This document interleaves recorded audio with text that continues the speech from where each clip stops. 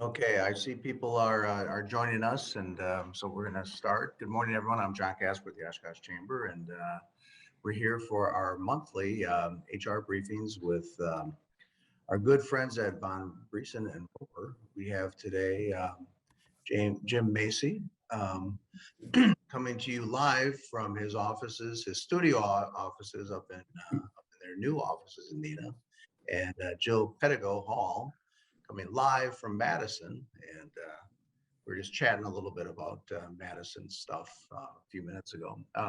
So thanks for joining us today. A lot to cover today. I just want to remind everybody we are recording this, so if you want to go back later, you can review it again. And it's probably something I'll do over the Thanksgiving weekend. If I can just, one more time with Jim is always a pleasure, of course. And Jim's gonna be busy tonight. He's judging the at the holiday parade. He's judging for the chamber float, so it's he's got a big day ahead of him. So I am. If I leave a little earlier, that's why, because I want to be ready for that. It's gonna have a head start. The snow was coming down a little earlier too. So. Great. For those of you listening in, if you have questions, please use the Q&A tab, and I think Jill and Jim will be monitoring those and answering those, I think, as they come up or at the end. So with that, I'm going to kick it over to Jim, and you can take it from here. Great. Thanks, John, and welcome everybody to this morning's program. Great that all of you could join us again. As we always say, we're looking forward to the days that we can get back together live to do these programs. These are good and they're fun, but it's always a lot more fun when we can do that. So we're working on it. We got to just get this COVID stuff to cooperate a little bit. We'll get there though. I want to welcome my colleague and friend, Jill Pettigo Hall, who's coming, as John said, live from our Madison office. So welcome, Jill. Jill has joined us in the past for some of the programs and was kind enough to assist again today. And of course, has followed the topic we've been working on here very closely and working with a lot of our clients and employers over in that area, quite frankly, nationally, as Jill does with some of these kind of things. John had asked us before we get into the topic on meeting the challenges and the recruiting issues to talk just for a few minutes about what's going on with the vaccine mandate aspect of things. And just to clarify for people, there's really three major impacts that are coming into play with this, and it gets confusing sometimes. But one has to do with the piece that's coming through OSHA, and then the new regulation that came out recently in regards to that. There's a piece that has to do with federal contractors and subcontractors and the rules that come with that. And then there's the piece that comes through for Medicare and Medicaid that comes through the Centers for Medicare and Medicaid Services, the CMS, that has its own regulations and rules.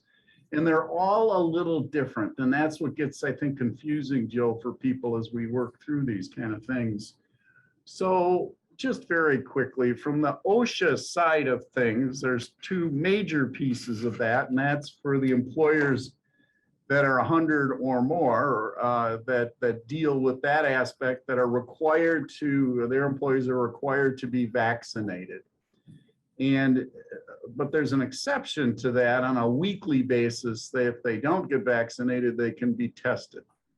And again, I'm doing a really quick overview of that, but then the OSHA aspect of that. There's another piece of that that comes into play that has to do with giving time off so that they can get vaccinated or recover from the symptoms of being vaccinated if they have something that occurs because of that. Those are the two major pieces. The controversy, or the interesting part of that going on, was that the Fifth Circuit Court of Appeals stayed the implementation of that new rule. It was challenged all over the country. Now, technically, the Fifth Circuit does not cover us because we're in the Seventh Circuit, but because there was all the litigation and all the suits all over, the circuit courts got together and said, let's consolidate this in one place. Jill, are we thinking it's the Sixth? Yeah, it's the Sixth Circuit, correct. So it'll be consolidated there and it's on hold. How long is it going to take? not sure as far as that goes, as that works its way through the system. We were talking a little bit before we came on, and if you remember back a few years ago when we had the new rule about the federal exemption for wage and hour purposes, for the white collar exemptions, and increase the monies for those, the salary test piece of that.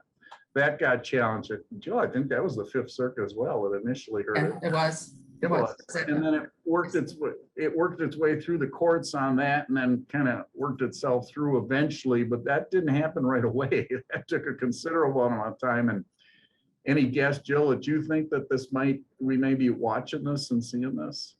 Yeah, I mean, I think we need to watch it, Jim, because I think it will be decided fairly fast. I mean, the Supreme Court, the Sixth Circuit renders a decision in December, which it may well do on a case or more. I mean, the Supreme Court can take it on its special docket. So I think it will be decided fairly soon. And I would say, I mean, implementation really was for January, but I don't know if it will be decided before that, but I would say, I think soon as February or March, but I'm guessing, Yeah. And it is a guess from our end as we try to look at this, but obviously we monitor. We were going to do a program right away on it.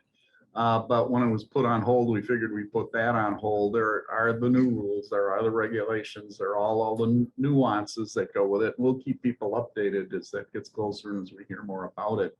Second piece deals with the federal contractors pieces. For those that are involved in that, that's going to require a mandate, and it applies to the subs as well.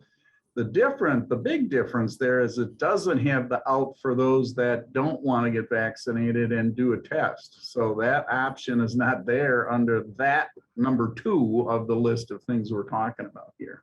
Jim, to that point, if you don't mind me commenting, I mean, as you know, I do a lot of affirmative action work. And one of the confusions, I think, is that everyone who's a government contractor thinks they're covered under that law.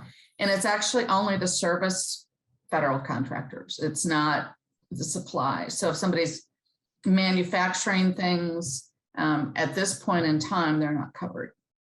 But it does require some kind of analysis. And they have also delayed that until January. But there is a bit of waffling right now from the administration saying, if as a government contractor, if you can't get vaccinated, then, or you can't get your enforcement going on that they will look at each situation case by case, determine the employer's good faith efforts. So they're backing off a little bit on enforcement.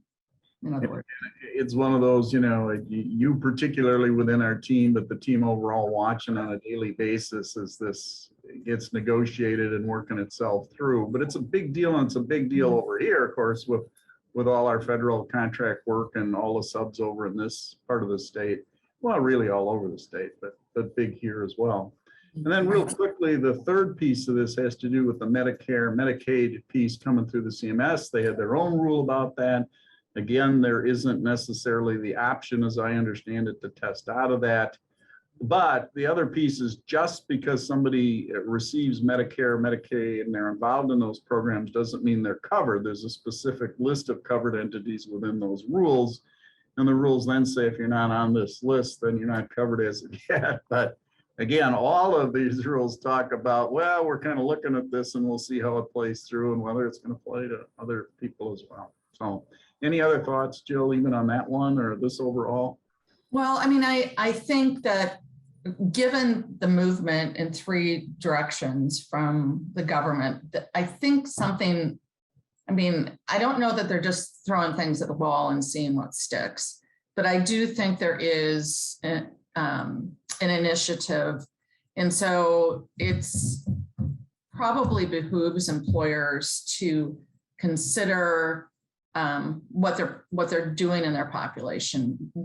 I know that some employers have already surveyed their populations for vaccination status, and that's allowed. And so it may not be it might be good board planning, at least in my opinion, to at least do that, take that step. Start to think about, well, what would this look like if we were required to initiate this mandate? So. Yeah, well, it's not going to go away, even though it's percolating through the courts. We know that. And again, politics aside, the current administration clearly is favoring and forcing, my word, the vaccines to a degree by policy, to say we believe this is important and the best policy. And again, I'm not judging it either way. I'm just saying where that movement is clearly not only to be here with where these are now, but to expand that. What the pushback is or how that works, that's yet to be determined. And are we going to see things over the next year as it gears up to the midterm elections? Of course. And it's all tied into all of this, but we're not going to go down the political rabbit hole with it. We're just trying to report on what we're seeing and what's best that you can plan for too.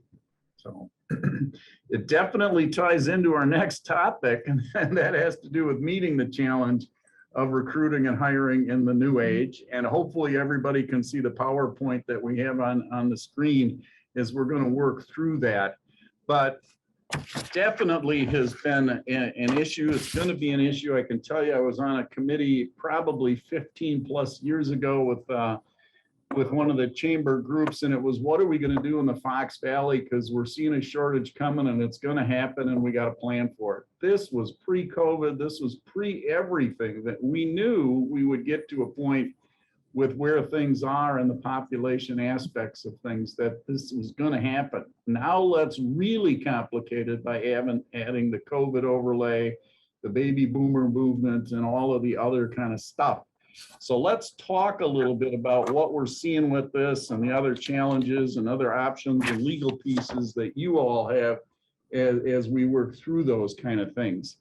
For some of the background on this, it is where 54% of the companies report talent shortages. And with that, 81% in another survey of employers said they are very concerned about the competition to get candidates. That's really high, and that's probably the highest we have ever seen. 25 to 34% in a little bit of a range for different reasons of employees say they're considering or may make a job move. That's really high when you think of all the people that could be involved in this. And of course, it impacts all of us in that regards.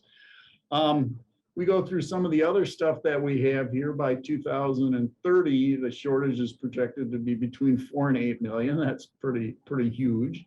When we talk about the baby boomers and the tsunami of that, that's interesting too. And again, we anticipated this was going to happen, but really interesting that in another survey by one of the groups, it was a much bigger group have decided to retire that didn't plan on it. This particular survey said as much as 75% of retirees going out just decided to retire now without saying they had a plan and a date to do that.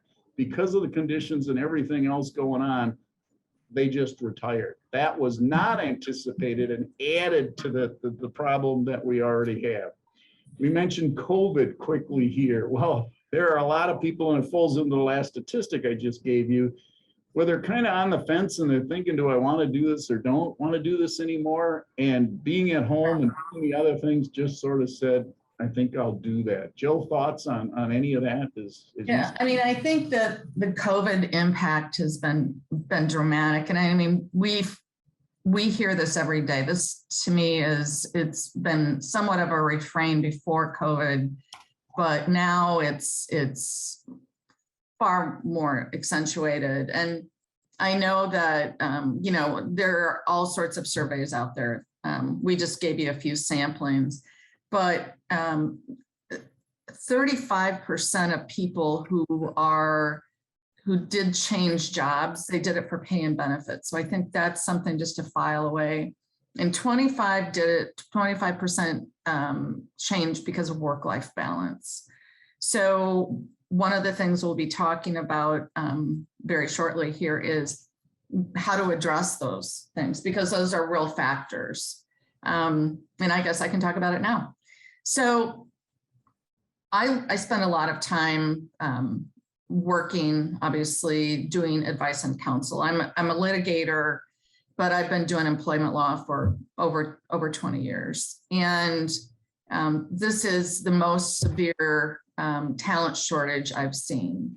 And so my approach, and I do talk with employer groups, HR companies a lot about how to address talent shortages. What do you look at? And it goes to culture.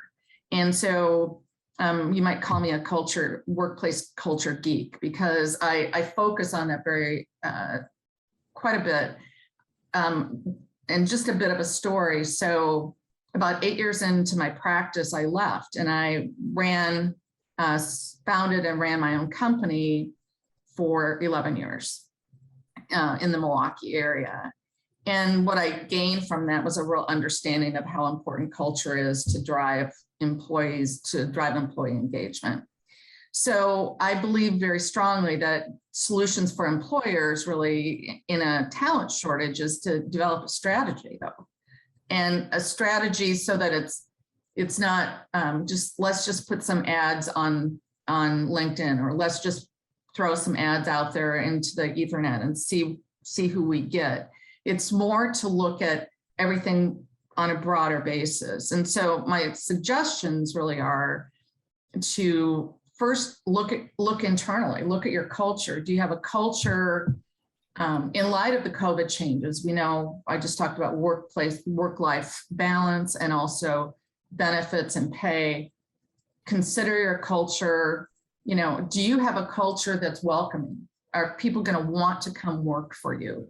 And I know that it may seem obvious, but one way to find that out is to look at your track record for recruiting. It's also to talk to your employees. And I'm going to talk about that a little bit.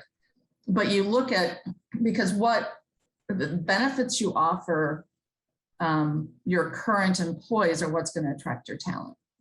So, and then secondly, if you address your internal culture, your systems, how do you make your systems work the best for your current employees? And that helps with retention, which is something we'll talk about. But then looking at your recruitment efforts is also helpful. Are they going to bring in a broader audience? Are you focused on a broader audience? One of the things I talk a bit about is diversity and DEI, diversity, equity, and inclusion. And one of the realities of that is that we have changing demographics. And I understand that they aren't changing as rapidly probably in the Fox Valley, but the reality is that people who are looking for jobs right now, all the surveys that are coming back say that, and it's high numbers. It's like, I've seen ranges from 67% to 80% of candidates want to know about diversity and inclusion, and if there's efforts. So we have a silver tsunami of boomers moving out, and there is a new generation moving in. And so I think that it's not a political issue. It's how many people do you need, how many people do you want to attract? You want the best and the brightest talent. You want to have the broadest net. And so one of the issues, I think, is how do you make your broadest appeal? So Jill, as I'm listening to that, it isn't as much that we think it's a good thing, diversity, you get for all the positives. It also clearly has to do with there's this big pool of people out there, and if we don't start to do that, we miss this big pool of people. So it's way beyond the political, the other aspects of it. It's the pool of possible candidates. That's right. Okay. Right. And I think also when you look at diverse candidates and you look at diversity in your organization, I mean, there are studies that say organizations with more diverse workforce are more productive. And I mean, that's in numbers. So it's not political, it's numbers, and it's profitability, and it's get more different ideas, more progressive ideas with more viewpoints. And when I talk about diversity, I'm talking about, every aspect of diversity that you can consider. It's not just ethnicity, it's age. And so that's just a thought. So next slide, Jim. So when you do this study, you look at what you can do, the information you get to build your strategy. Next slide.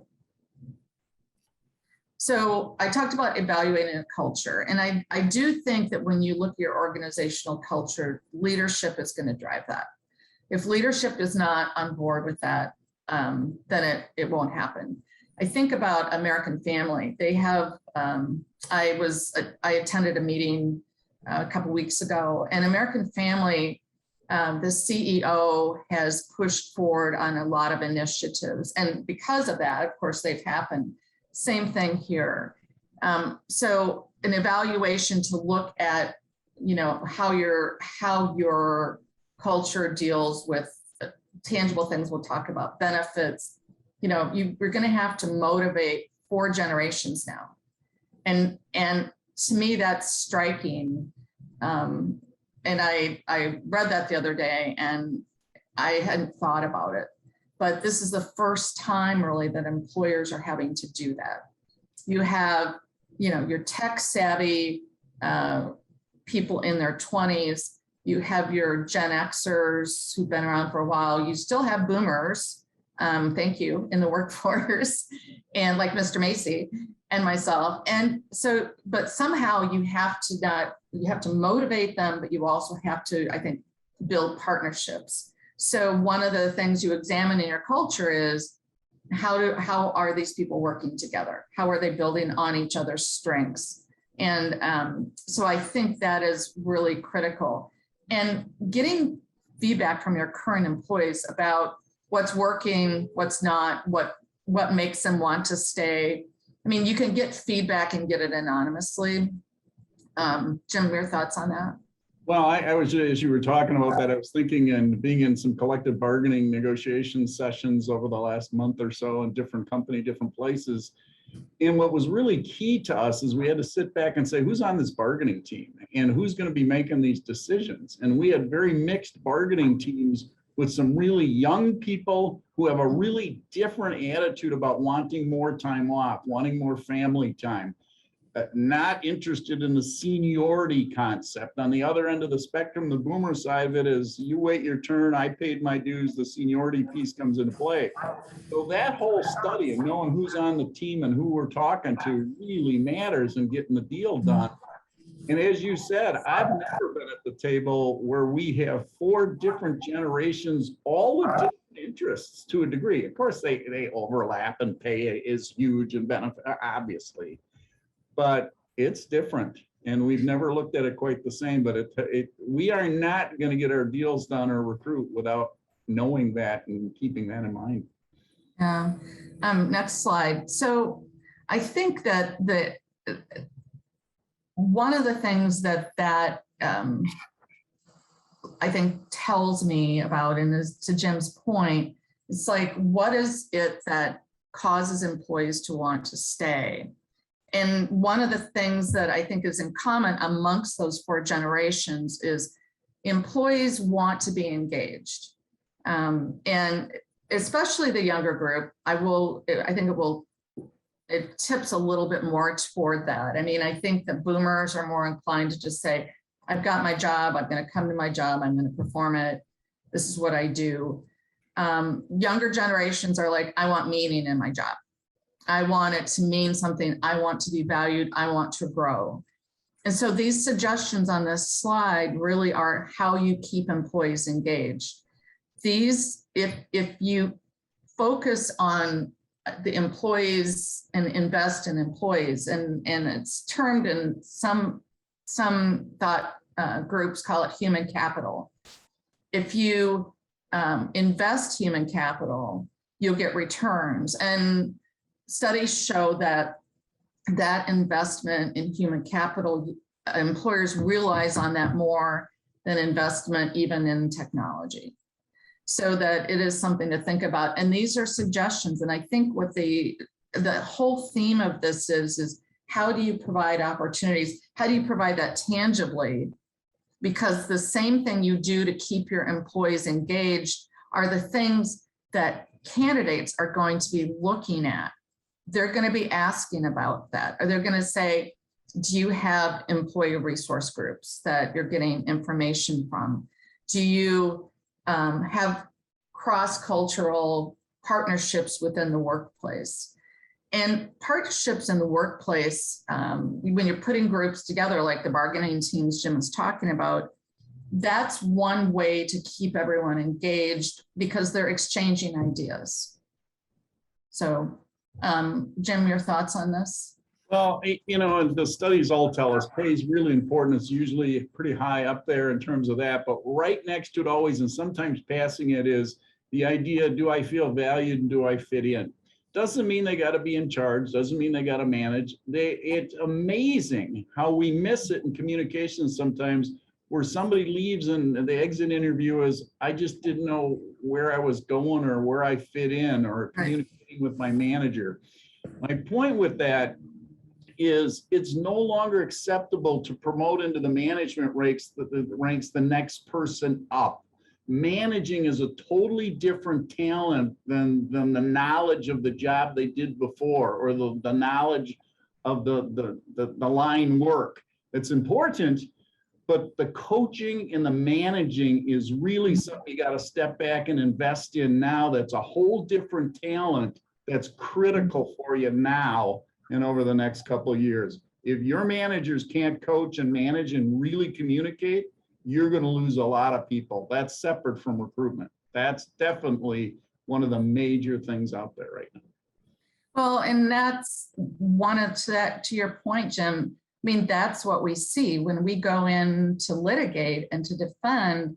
What we often find is that that manager who was just bumped up because of seniority, things have occurred because they don't know how to communicate. And I mean, so I've done training for management groups and supervisor groups. I'm sure you have, Jim, too.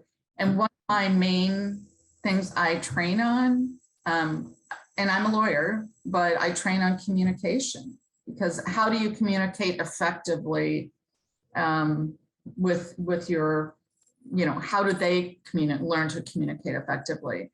And I think that may be on the next slide too, Jim. There you go. So yeah, so it's listening. And I think that, we all could stand to listen better. And when I say listen, it also means hearing what's being said. And so it's the skills, it's open door. And it takes time. I think that one of the things that's happened is, in a financial crunch, in a labor shortage, within a business, there is an instinct just to be like, let's just work harder, let's just work faster. But then what happens is people get lost they get lost in the shuffle of that. So I think if you look at it systemically and say, what kind of systems do we have in place that we can fall back on in those times, it will help employers get through. So training is important. This bullet that says train managers on what's effective recognition, what that means is learn what appeals to an employee. And to Jim's point, what's going to appeal to a Gen Y is not what's going to appeal to and what your baby boomer sees as recognition,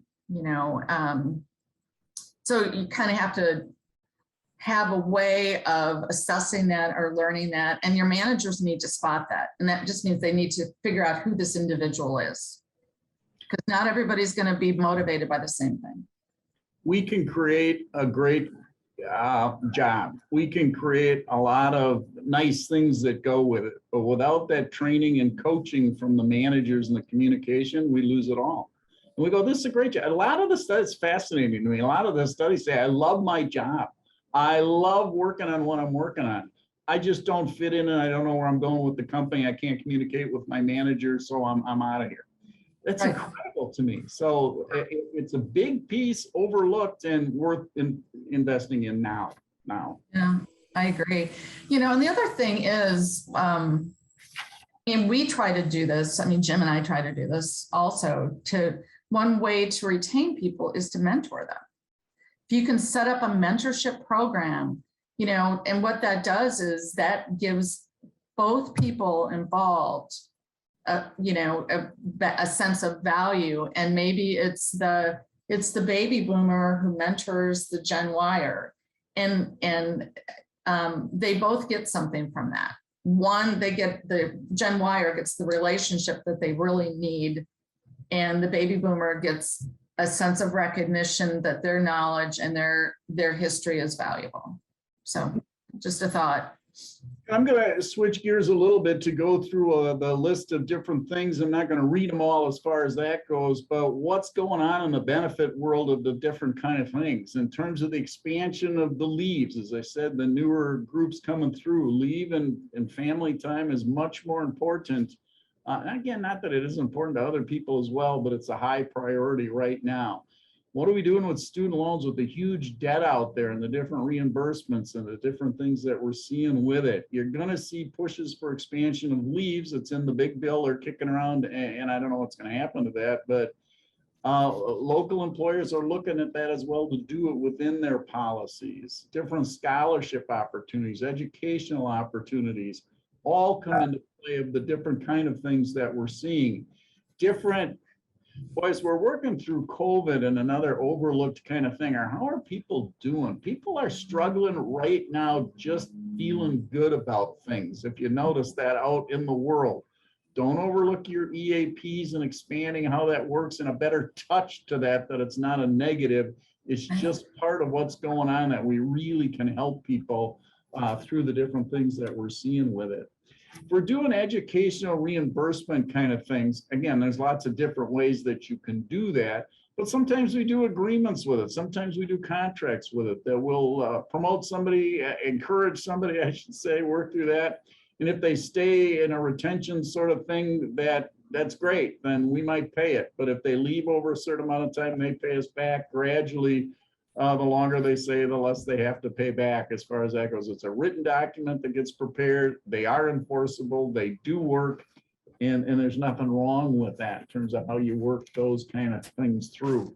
Different policies, you're always going to be working on that. But we went through this time with COVID that remote work, we didn't see as much of. Now remote work is in the culture as far as that goes. There are companies that are gaining and keeping people or recruiting people based on our ability to provide work at home when we could do it. And who'd have thought we'd be doing that 3, 4, 5 years ago to the extent we are now? Not saying you got to do it. I'm just saying put it on your screen to talk about it. And some of your businesses and some of the cultures and some of the recruitment aspects have to do with that. Flex schedule. Yeah, go ahead. And can I just throw in 1 second? And maybe we're going to cover this, but with remote work, one of the things that I've seen and dealt with a lot, and you may have also, is that if you're going to allow your employees to do remote work, and it is desirable, that's one of the things people are moving for.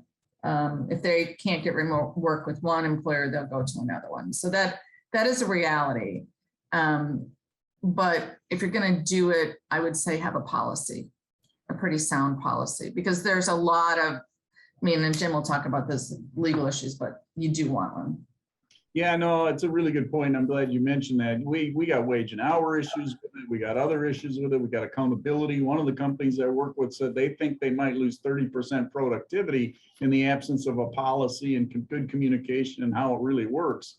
Like I say, in the absence of something that could be huge if you give it and it's not well done, right? So you can do it, but you got to do it well and in writing. That's right. As I mentioned, flex scheduling, paid time off issues all come into play in different forms of different things.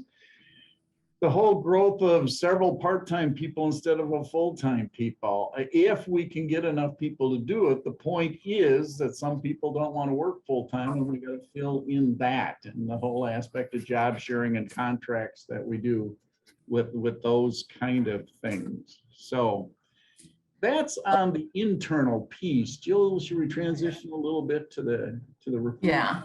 Yeah, let's talk about recruitment, because that may be, I know that's probably the thing that's on folks' mind. And again, it's probably my bandwagon is, or my soapbox is to say, develop a strategy for recruitment, because when you don't have time, if you have systems set up, it makes it easier for you to do that. And what you want to do is, I forget the phrase, it's like if you keep doing the same thing over and over, that's a definition of insanity, right?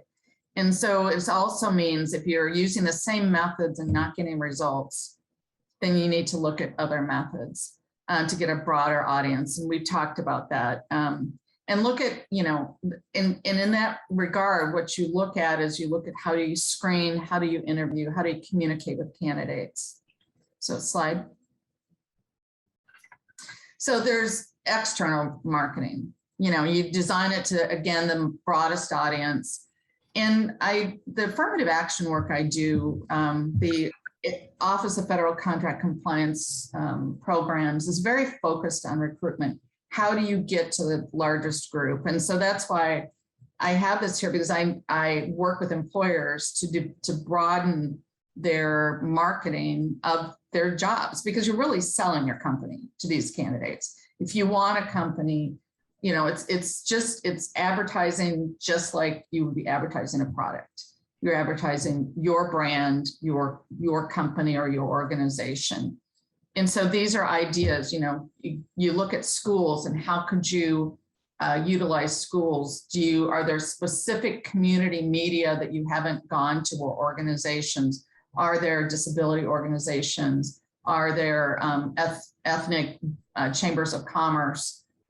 Anything that would allow you to get your job prospects out, to allow you to have a broader group of people to pick from. I reflect upon, a situation I was handling on litigation, and the employer said, well, this person wasn't our top candidate, but we just had to fill this. So we just took this person. And then ultimately that person's conduct was not favorable to the employer. So you don't want to be in that. So you want to get as many individuals possible, the largest pool possible. So those are some ways to do it. Jim, any thoughts? Yeah, no, that's all the key is to don't do what you're doing, but hunt around as to what else is all going on, and it's broaden it as you can do, obviously. Or is that? So couple things is, and I don't know how many of you are aware of this, but there are a lot of websites out there right now that advise candidates how to interview you when they're coming in. And I found a list, and I wanted to share it because the list was suggestions to candidates. Number one was do online research. So what people are going to be doing, and honestly, what agencies do these days when they're doing enforcement actions, is they look at all of your website visuals. They look at your career page. Are these things for recruiting?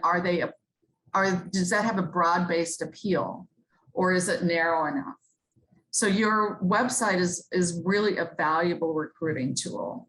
It's also a way for you to ensure that you demonstrate that you're complying with laws. So dual purpose.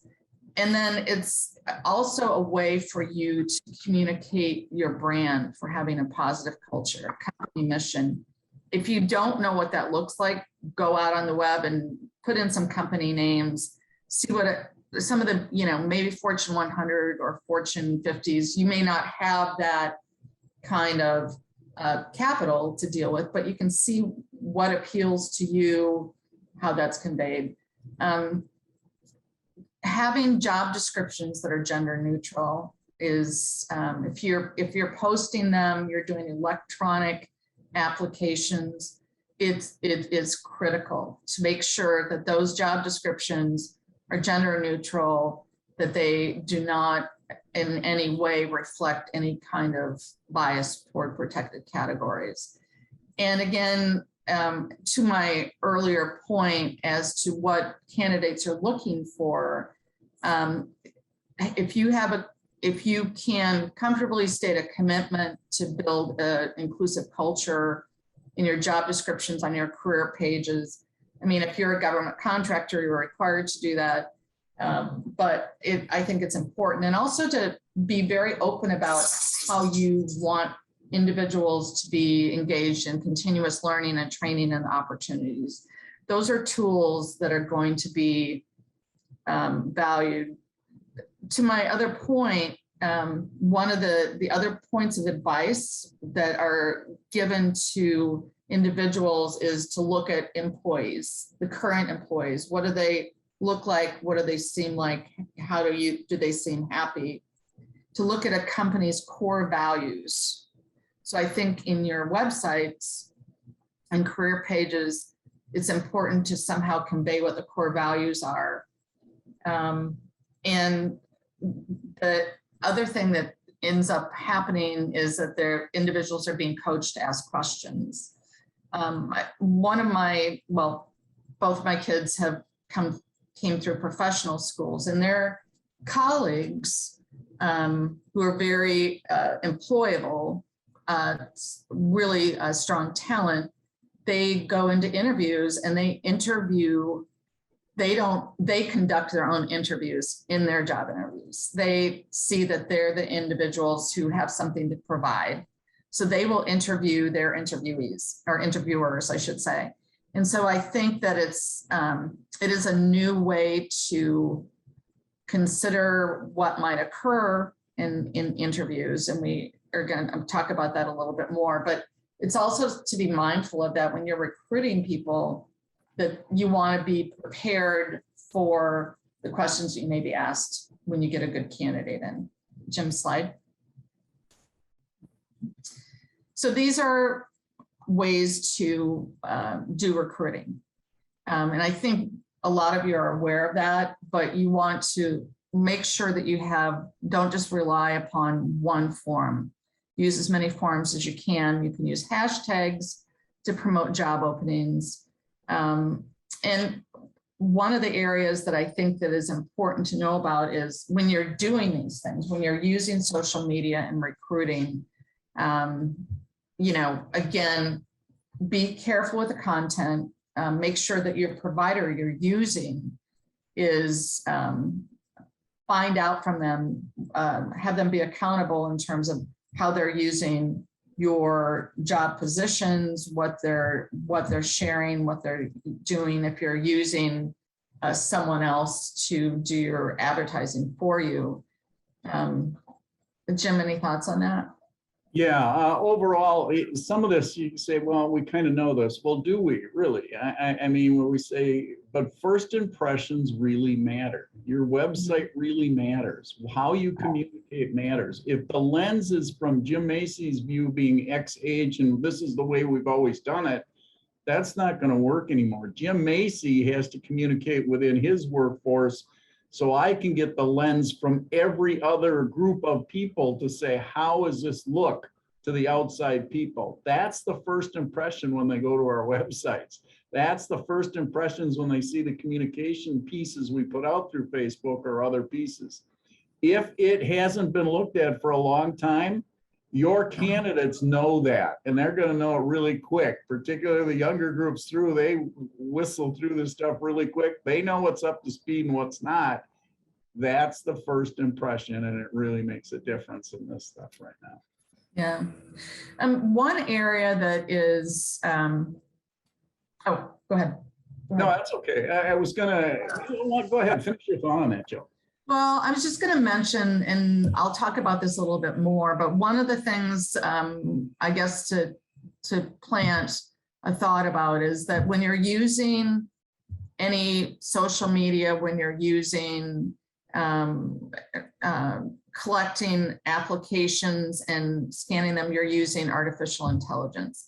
And there are aspects to that that are coming to the forefront now. And so I'll talk about that in just a little bit.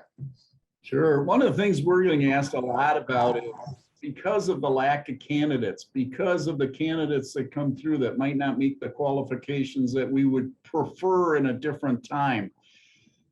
What's our liability and what's the problems if we start to reduce those qualification standards? What is the impact of saying, well, you know, we used to always drug test and now nobody's passing the test and we're blaming all the states around us that provide all these drugs for free. My God, this is horrible. And what are we going to do if I get this 8-page criminal conviction record that before we just sort of hire a different qualified candidate?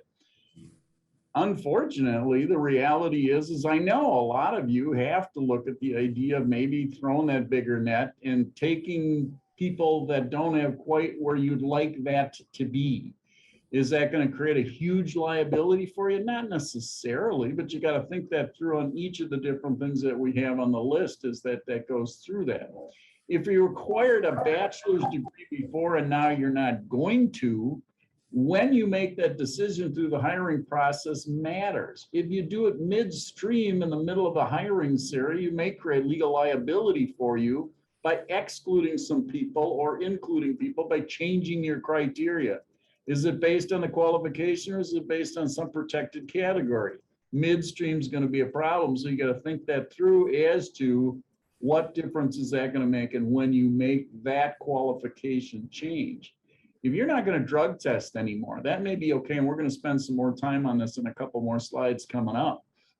Then you got to have a plan in place to say, what if we have a problem then later in the workplace? You don't just hire and not drug test anymore, maybe.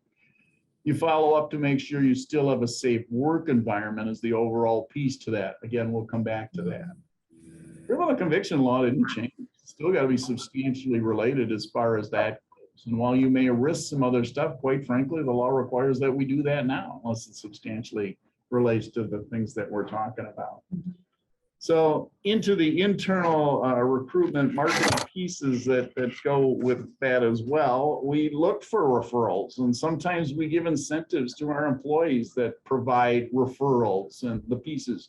Must you advertise every single candidate at the position? No, it's suggested by the EEOC, but it's not necessarily required. And you may get a lot of good candidates through the referral and the other aspects, and diverse referrals as well, because again, it's a bigger pool as far as that goes. I know through the chamber here and others, we have internship programs and other aspects that introduce people. I know there's a big program, if you don't know it, there's a big programs worked on through here to keep the people coming through the university and through our school systems to stay in the Fox Valley. It's a new effort over the last several years to do that. So we're not training and then sending people across the country. We can keep them here and recruit them. It isn't by default that it just happens that the studies are coming through to say some of the best places to live and work in those studies are Oshkosh and the area here. That didn't just happen. That's a lot of work by a lot of people, all directed toward what we're talking about here, and a continuing effort by a lot of good work by a lot of people to get to the top of those kind of lists. But it's all based on a lot of these things that we have coming through what we have on the slides here. What is the candidate's experience as they're coming through the interview system? When you think back to what Jill said and how important that was, that's their view. That's their reading. They're going to interview us. So what's their impression as they lead that? How diverse is your hiring team? We'll always tell you from a legal standpoint, nobody ever should be on an interview team without some thought and some training and some purpose to be on that. If you're doing that, you're gonna get in trouble with us, my God, because legal questions aside, and the dumbest of questions that we're defending later is because somebody didn't intentionally want to hurt somebody, but they weren't trained and they didn't know. That's separate from having a diverse team of different 4 generations of people and input. So we're looking at people through a different lens than just the lens you have or just the lens I have. If we haven't mentioned training managers 87 times already, well, here it is again on a slide because it's so overlooked. And as Jill said, God, if we, so many of the cases we're defending later aren't ill-intended bad people. They're just good technically at their job, but they've never been trained to be a coach, to be a manager. That's more than a title. Again, 88 times we'll say it again, but it's so critical in everything that we're talking about. Do we sell the community? Heck, we do sell a community through the things I'm talking about that result in the studies that put us, quite frankly, at the top places to live and now top places to retire, for God's sakes, despite how cold it's going to be later today, as far as that goes. So, and then there's the closure piece with candidates too. Where do we leave that with people? Do we communicate? Maybe we didn't hire somebody today, but we might want to hire them later, you know, again, with the pool. Their impression of not getting the job is one thing, and how they come away with that matters. So we have within this list here different things that you got to consider in that regard, but don't overlook the importance of that. Jim, can I, I'm sorry. Yeah. So I was just going to throw in, I mean, I think one question that I get is, how much information do I put in this letter? Do I say the reason somebody didn't get the job? My view is no. I think but you do give a courtesy response. You know, you were not selected as one of the candidates or one of the final candidates, period. Because one of the concerns is limiting, I mean, if you do get, somebody does bring a claim, they're going to say, well, this is what they told me. And then you'll say later, oh, no, we had a number of reasons we didn't select that person. There's always more than one reason you don't select somebody. More often than not, it's because somebody else is more qualified. It's not the negative of the person that didn't get it. It's the positive of somebody else that did. Yeah, well, true, that too. So I think that it's safest, my view at least, to not put in reasons, just to. No, I'm glad you mentioned that. And the other piece to it too, when we say we got to communicate, that doesn't mean you got to always respond to the person who said, well, you know, I kind of want to learn from my experience and why I didn't get it. So I want to meet with you and I want to learn and hear from you why I didn't get it. You don't have to do that. Quite frankly, that's sometimes a prescription for litigation later. Okay. You communicate, you be positive, you put your best foot forward from your company's perspective, but you protect yourself too. So we don't have to do those other things. We don't have to go that far, right? As far as that goes. So let's talk a little bit about legal issues that come up with all of these kind of things. Certainly there's wage and hour, discrimination, liability, the benefits issues. We've kind of talked a little bit about some of those, but let's go through some of them a little bit more in terms of if we're doing flex time and altering work weeks. We got wage and hour aspects of that and different from exempt people versus non-exempt. But if we're a non-exempt 40-hour people that we have overtime, we got to keep records. We got to keep track of when people are working. It's one of the bigger issues of people working at home as far as that goes, is when are they actually working, when are they not? And if we don't have a good policy, like Jill talked about before, you got a liability under a wage and hour aspect of things. When you're talking about comp time, doesn't necessarily apply as much in the private sector. There are bills that periodically come through to do it. What that concept is people in the public sector that work overtime can bank that time and take it off later for pay. We don't necessarily have that, but there are very specific rules that go with how that works. And we got to be careful to make sure that that works. And if we give it as a recruitment tool, how are we applying that and how do people know that we're using it? Again, more in the public sector, we keep an eye on it for the private sector because, again, it comes through in bills periodically to add that to the private sector. Jim, really quickly, one of the things that I see that I've been dealing with is the idea that I think private employers don't understand that they don't have comp time. I mean, if they want to call it comp time, it has to be used in the same week. So it's really not comp time. It's more like flex time, honestly. Right. If I work 10 hours one day, I might take 2 hours off on Friday, but I work it out with my manager. That's flex time, so we're not over 40, right? And what I found though is that there are policies for private employers and they're calling it comp time. So advice is change the terminology to flex time. Mhm. And I want to make our PowerPoint available to everybody later, and for the sake of time, we'll move through some of this a little bit quicker, but we list within a couple slides here the pros and cons and benefits of the flex schedules in the remote work as far as that goes. So, but the positives and then of course the concerns that go with it to make sure we're doing it right, have good policies, communicate it well. It's great for recruitment. We just have to avoid the liabilities, of course, that go with the overtime pieces. Jill, you want to talk a little bit about websites, accessibility, the legal pieces of that? Yeah, this is what would be known as a boom area for suits, plaintiff suits specifically. I gave you a number here of 3,500 accessibility suits in 2020, and it is a growing area. The idea is that if a website isn't accessible, it's a denial of public accommodation. And it's interesting because in the country, there's splits between the circuits. Seventh Circuit has found that they have found that website is a public accommodation. So it's something to be aware of in our circuit, that your website could potentially, if it's not accessible to disabled individuals, you could have a suit that might be successful. We haven't seen a lot of them in Wisconsin, but they are growing types of suits. So the easiest way to deal with it is to work with it. If you have an internal IT or you have a web developer, they know what the standards are. The standards are very clear. They're out there.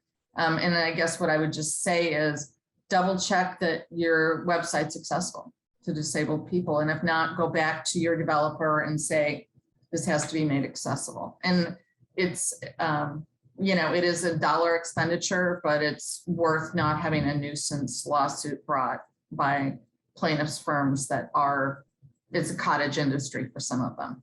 So next slide. So generally just make your hiring process accessible, because that broadens your pool. So if you, not just for your website, but for other things that occur, if you have a candidate comes in who you're interviewing and they need an interpreter or they need a reader or, any of these devices, any of these suggestions are just basically to broaden out your hiring process. So Jim, any thoughts? One of the comments that was coming through, as we're talking, is to say, good ideas, it makes sense, but we're having a shortage and we got a time crunch now. How do we do this? How do we get the time to do that? And that's the frustration always of the balancing between what can you do, what should you do. And some of these, we're not going to have a choice. If you really want to fill and recruit and do others, we're going to have to make the time to do some of these. And then you got to prioritize what's going to work best for your company and your culture is the best I can answer that. Our goal here is to share as much information as we can of ideas. You put the plan together that works best for you. And of course, the second piece is to avoid the liability. So as you're working through it, you don't have the lawsuit. You're not the test case. And we're always working on that for you to keep you out of that stuff. Yeah. And I guess I would say, look at small steps are helpful. The things that are more concise, it's like, what can I do right now?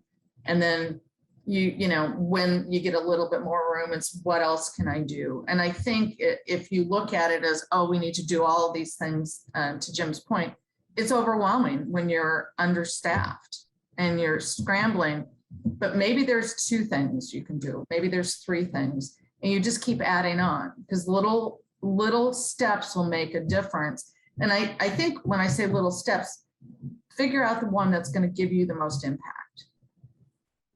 And if outsourcing, you can outsource one of those steps to help you get outside of where you're at.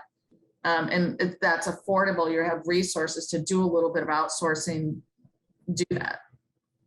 I think, Bill, even as I think about the website issues and the other stuff, I'll talk to John Casper about this, but maybe the chamber does a program and we bring in the vendors that help and employers that are interested in that want to learn a lot. Maybe we workshop that for a morning to just say, what if? The little things like that where we help each other and make it more concise instead of everybody out there trying to find this stuff out. But that's another example. We just need to know from all of you what's most effective to get there, where the biggest needs, and Yeah. we'll try to help with that too. Yeah. So just touching upon this, so when you look at using social media and hiring, you run just basically two areas of risk. One is what you would ask an applicant to show you. I think that this isn't a real common practice, which is that, we want to see what's on your Facebook. We want to see what's on your private website. That's prohibited. I don't know, frankly, I don't know of any clients who do that. But what I will also say is be careful, because if you're going out and you're looking at candidates, Facebook that's public, and you learn that they're in a protected category or protected information, you want to be careful, because if there is a record that you did that, or that can be discovered that you did look at that, they can argue that you made the hiring decision against them based upon that protected information. So this is the new area that EEOC is looking at. You can see the data on this.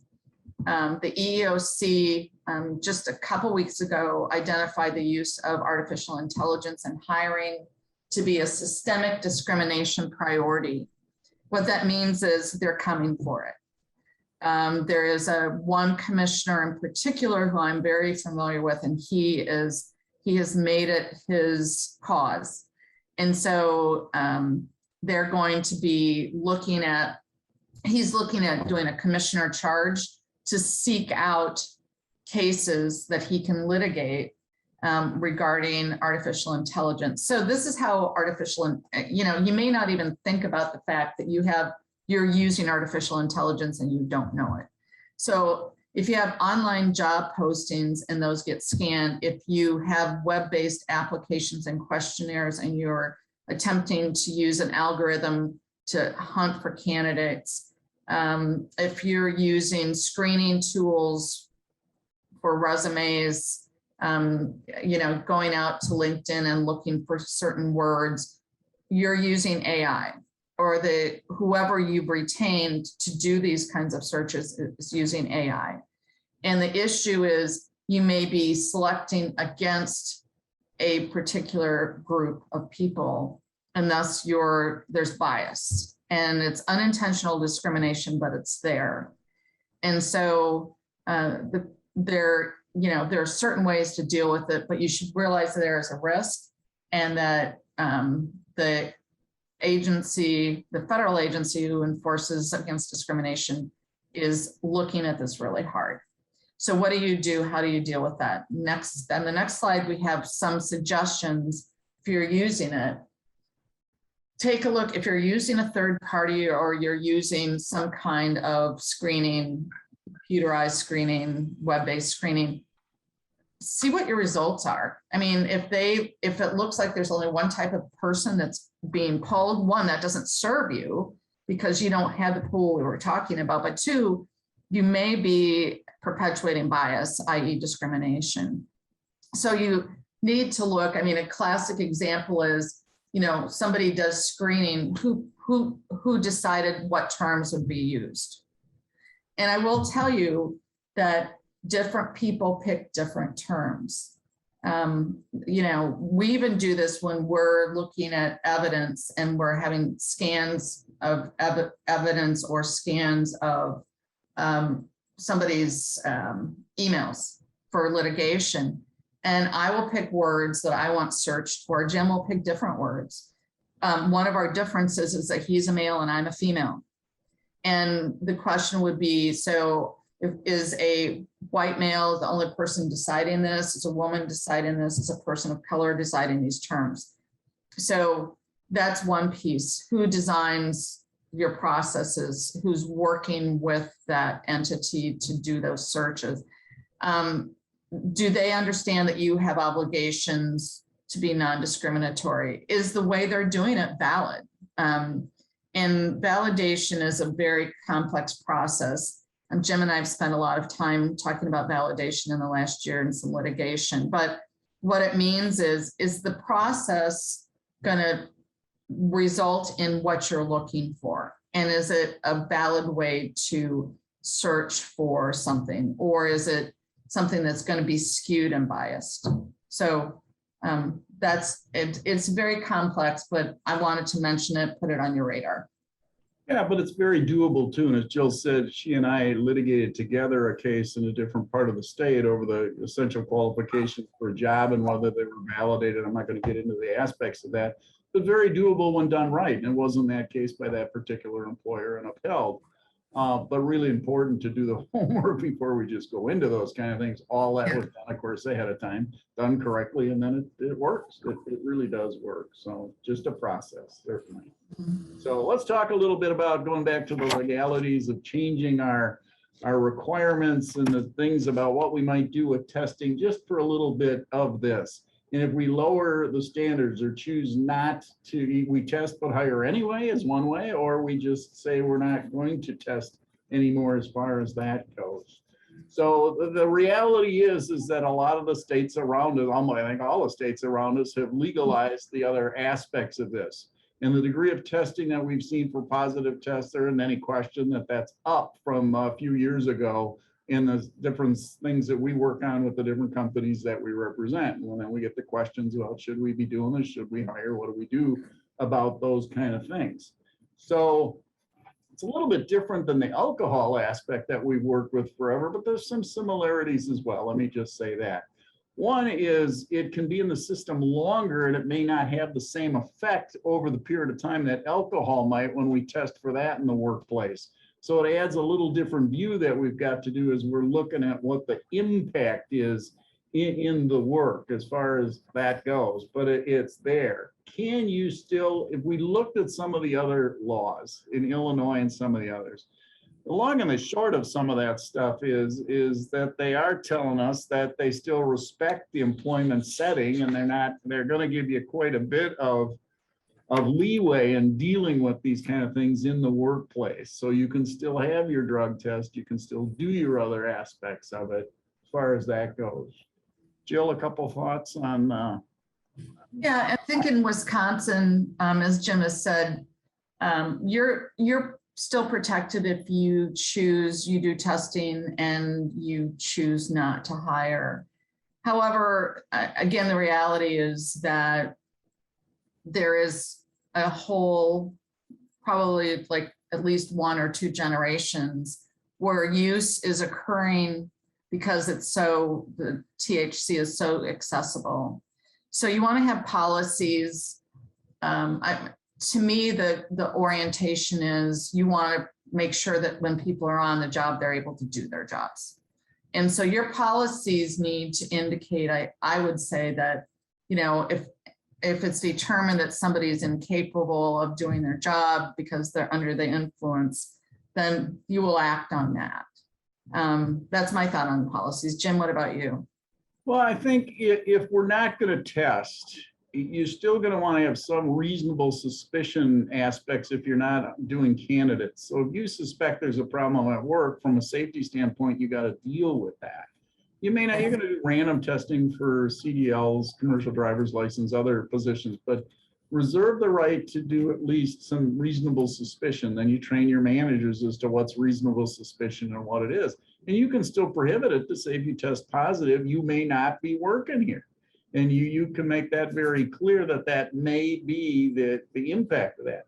You may also, but I don't like a policy that just says if somebody tests positive, they're automatically going to go into counseling and they may not get terminated. Don't do that either. You might have that as an option, but you want to preserve all your options depending on the degree of problem, the other aspects of things. Yeah, I mean, I think to your point, and I wouldn't necessarily say, you're not going to put together a policy that says we're not going to test. You're just going to have basically your drug and alcohol policy would be a reasonable suspicion policy that you may have random testing that may be instituted at some point. But you just leave your options open, as you said, so. Exactly. And then if you do deal with the thing, we're going to have to evaluate it at the time. Does that mean we're going to make a change? Does it mean we're going to do a program? Does it mean sometimes it means people get disciplined, but they're not terminated, but then they're going to have some random testing for a period of time. And we make it very clear that we're not going to, you know, if we give some forbearance in the scenario, it's going to be a short leash to avoid the liability, you know, and to cure a problem if there is a problem. And another approach to take is if you're going to do applicant testing, you know, you can set what you're going to say is too high of a level. I know in Arizona, employers will set it, you know, there's a certain level basically that's you're intoxicated with THC. So it's kind of like the alcohol level, THC level, and you can adapt that in your policies. So Absolutely. And I think with that, Jill, I'm going to stop there in terms of the overall of all of the things that we've talked about. There is a lot to absorb with this, as the person commented on in the question and the comment piece to that.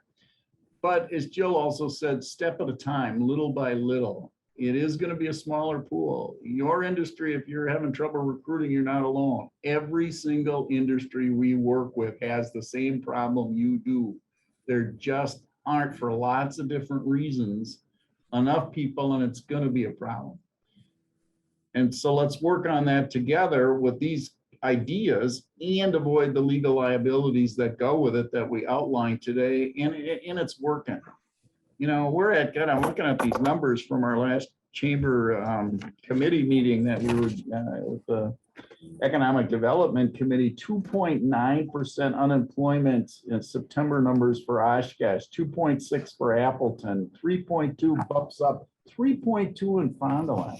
Unbelievable unemployment compensation numbers in terms of jobs and opportunities and other things that we have here.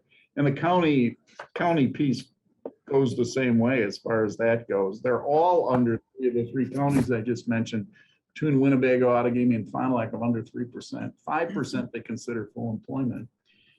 Under 3 is unbelievable. So we're doing well.